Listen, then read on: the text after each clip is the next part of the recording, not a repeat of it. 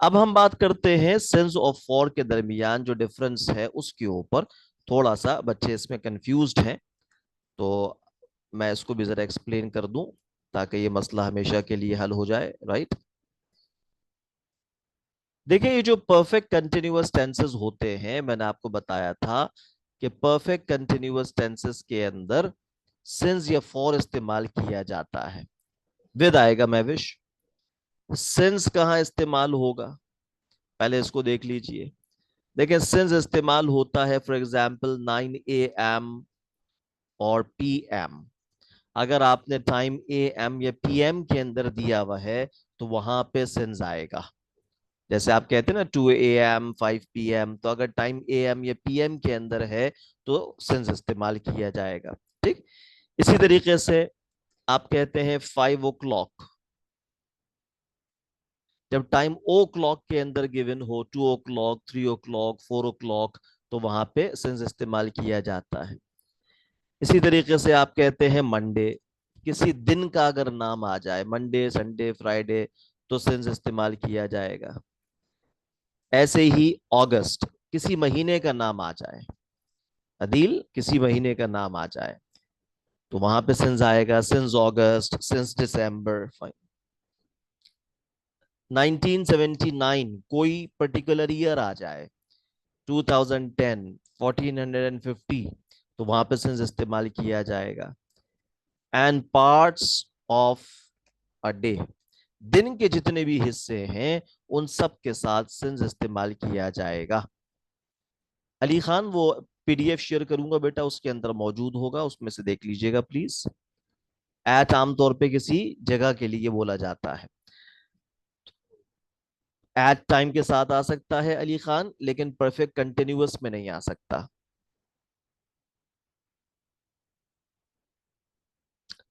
SOS से, हाँ बेटा वो टॉपिक्स के ऊपर था, असल में जो डिमांड है ना उसके हिसाब से है। कुछ टॉपिक जरा कंफ्यूजिंग ज्यादा होते हैं ना, तो इसलिए उनको पहले थोड़ा सा प्लेस किया है। पार्ट्स ऑफ अ डे मतलब बेटा मॉर्निंग इवनिंग नून नाइट मिडनाइट सनसेट सनराइज, ये सारे के सारे क्या हैं, ये पार्ट्स ऑफ डे हैं। इन सब के लिए सिंस इस्तेमाल होगा। सारे में वही तो बता रहा हूं बेटा कि सिंस का आता है फॉर का आता है। अब आ जाइए फॉर के ऊपर। फॉर कहाँ इस्तेमाल होगा? फॉर इस्तेमाल होगा मिनट्स, जब टाइम के अंदर मिनट्स का वर्ड आ जाए। परफेक्ट कंटिन्यूअस में आज था, परफेक्ट कंटिन्यूअस के अंदर सिंस ऑफ फॉर इस्तेमाल होता है। प्रेजेंट का हो, पास का हो, फ्यूचर का, कोई भी परफेक्ट कंटिन्यूअस हो, उसमें टाइम हम बताते हैं और टाइम के साथ सिंस या फॉर इस्तेमाल होता है। ठीक है जी, अरसलान लाशारी बिल्कुल सही है। 2 minutes for 2 minutes, 10 minutes for 10 minutes, minutes का लफ्ज आ जाए तो फॉर इस्तेमाल होगा।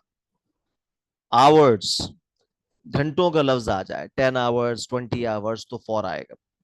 डेज, दिन का लफ्ज आ जाए, 10 days for 10 days, 2 days for 2 days, right. Months, months का लफ्ज आ जाए, for 10 months for 2 months, right. ये टेंसेस में हम पढ़ लेंगे मोहसिन इंशाल्लाह। ईयर्स, सालों का जिक्र आ जाए, for 2 years, for 10 years, for 5 years। अच्छा शाह मोहम्मद, सिंस और फॉर का डिफरेंस बता रहा हूं बेटा। सिंस इस्तेमाल होगा ऊपर दिए हुए टाइम फ्रेम्स के साथ। अगर टाइम AM में PM में ओ क्लॉक में किसी दिन का नाम, किसी महीने का नाम, किसी साल का नाम, ये जो पार्ट्स ऑफ डे हैं मॉर्निंग इवनिंग वगैरह, इस तरह से अगर टाइम हो तो उसके लिए सिंस आता है।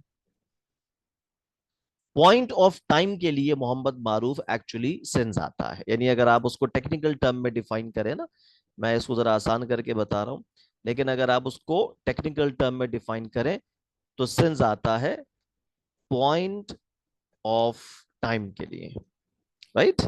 सिंस आता है पॉइंट ऑफ टाइम के लिए, यानी कोई काम किस नुक्ता वक्त के ऊपर शुरू हुआ, राइट। और फॉर आता है इन तमाम टाइम्स के साथ, minutes hours days months years decades, 10 साल को बोलते हैं, सेंचुरीज सदियों को बोलते हैं। अब इसको अगर मैं टेक्निकली डिफाइन करूं तो ये है पीरियड ऑफ टाइम, राइट। जब आप पॉइंट ऑफ टाइम की बात करेंगे तो उसके लिए सिंस आएगा, और पीरियड ऑफ टाइम की बात करेंगे तो उसके लिए फॉर आएगा। और इसको आसान कर लें तो अगर टाइम सिंगुलर है, सिंगुलर फॉर्मेट पर है तो सिंस इस्तेमाल करेंगे, और टाइम अगर प्लूरल फॉर्मेट के ऊपर है तो उसके लिए फॉर इस्तेमाल करेंगे। एम्बिग्यूअस टाइम हो तो एम्बिग्यूअस की मिसाल दे बेटा, तो फिर मैं आपको बताता हूं। अलीशा मिसाल के तौर पर 10 डेज, ये प्लूरल हो गया है ना, फॉर आ गया। मॉर्निंग ये सिंगुलर हो गया, सेंस आ गया। तो ये एक जुगाड़ है बेसिकली। उसूल तो वही है जो मैंने आपको बताया है, ऊपर मैंने डिटेल में बताया। उसूल तो वही है, उसको आप याद रखें। बाकी अगर तफसील याद रखने में प्रॉब्लम हो खदीजा बरोही, तो आप इस जुगाड़ से भी काम ले सकते हैं। यानी सिंगुलर टाइम के लिए सेंस और प्लूरल टाइम के लिए फॉर आ सकता है। बात समझ में आ गई बेटा आपको? अच्छा, अब आ जाइए जरा गो वाली मिसाल की तरफ, जो सेंटेंस मैंने आपको ऊपर बताया था 36 में। याद है सेंटेंस नंबर 36 क्या था? नहीं 36 नहीं था, सॉरी 46 था। यस 46 था। 46 के अंदर जुमला आया था, मैं दोबारा लिखता हूं। For example, he is going dash shopping, right. मैंने कहा था कि इसमें क्या आएगा। हाँ, 1 मिनट भी तो असल में 10, अगर आप कहते हैं 1 मिनट तो वो 60 सेकंड से मिलकर बना है ना, तो फॉर 1 मिनट होगा। He is going dash shopping. अब इसमें बहुत सारे बच्चे फॉर लगा देते हैं, बहुत सारे टू लगाते हैं, लेकिन याद रखें कि यहाँ पे कुछ भी नहीं आएगा। ही इज गोइंग शॉपिंग, यहाँ पे कुछ भी इस्तेमाल नहीं होगा। वजह क्या है, नोट कर लें। The verb go and its forms are immediately followed by the following gerunds. There is no preposition to or for after the verb go, right? कुछ gerunds ऐसे हैं कि जिनके साथ वर्ब गो इस्तेमाल होता है, और अगर आपने गो और उन जेरेंट्स को एक साथ इस्तेमाल किया है तो उनके बीच में कोई प्रेपोजिशन नहीं आ सकता। वो जेरेंट्स कौन कौन से हैं? मसलन शॉपिंग, राइट। जेरेंट मतलब आईएनजी फॉर्म है इधर। Swimming, boating, hunting, hiking, climbing, fishing, dancing, right. ये सारे के सारे जेरेंट्स हैं। अगर आपने इनके साथ गो इस्तेमाल किया है तो आपको बीच में प्रेपोजिशन को हटाना पड़ेगा। मिसाल के तौर पर जैसे मैंने ऊपर बताया था, मैं कहता हूं we went dash fishing last month, right. अब यहां पर गो की फॉर्म आ गई। हाँ, गो की कोई भी फॉर्म हो सकती है उजैफा। गो की फॉर्म आ गई वेंट, वी वेंट, और वेंट के बाद क्या आ रहा है? फिशिंग, जेरेंड आ रहा है। तो गो या उसकी फॉर्म्स और जेरेंड्स के बीच में कोई प्रेपोजिशन नहीं लगता, तो हम कहेंगे कि we went fishing last month. Went for fishing नहीं हो सकता।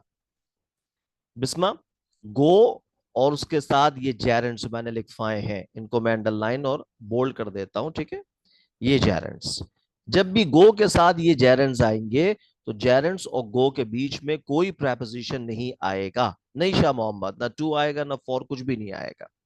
ऐसे ही मैं कहता हूं कि ही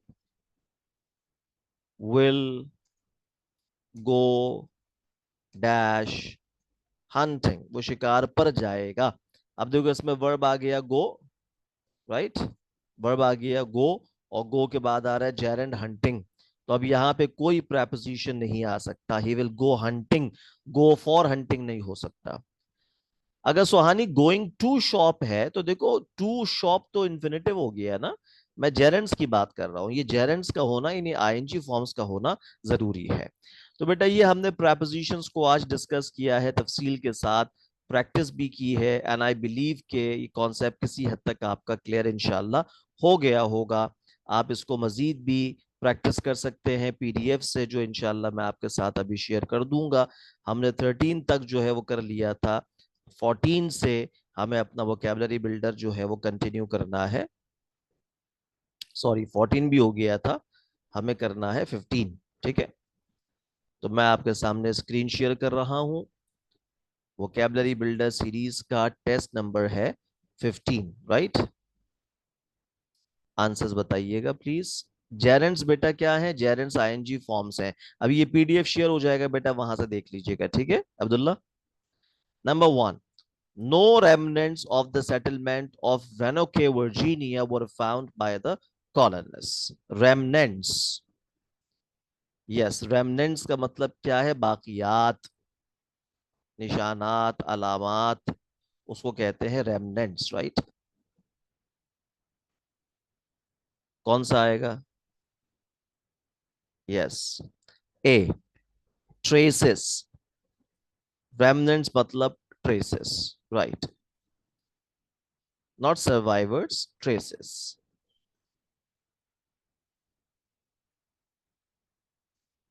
रोजमर्रा मतलब daily routine. Number two, the soldier harshly agreed to lead the dangerous expeditions.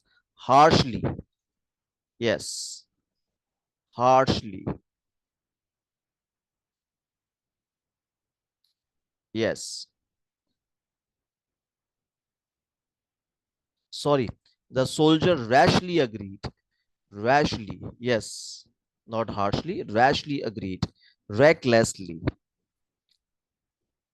harsh का मतलब तो तंज होता है ना, तंजिया सख्त।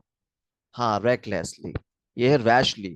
जैसे रैश ड्राइविंग आप कहते हैं ना, यार बहुत रैश ड्राइविंग करता है, reckless driving।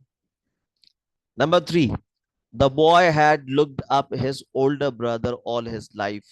Yes, looked up to, looked up to. Yes, see, admire, looked up to, admire. Number four, the ambassador verified the report before he called the State Department. Verified, verified. Yes, confirmed, confirmed.